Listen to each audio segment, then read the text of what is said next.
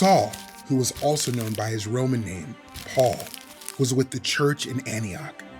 The Holy Spirit chose Paul and another believer, Barnabas, for a special work. So they obeyed and left Antioch.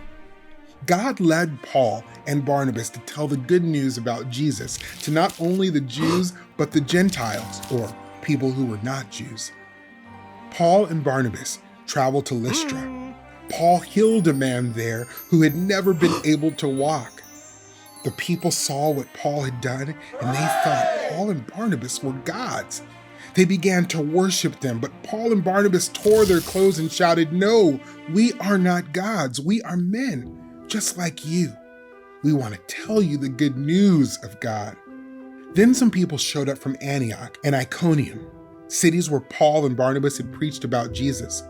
These people caused trouble so that the people in Lystra turned against Paul and Barnabas too.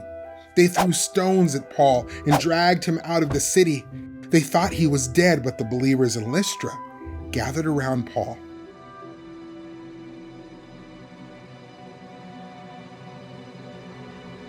And he got up.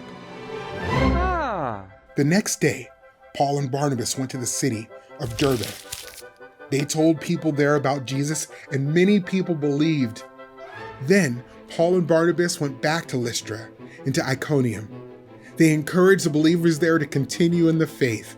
They told the believers that they would face suffering because they believed in Jesus.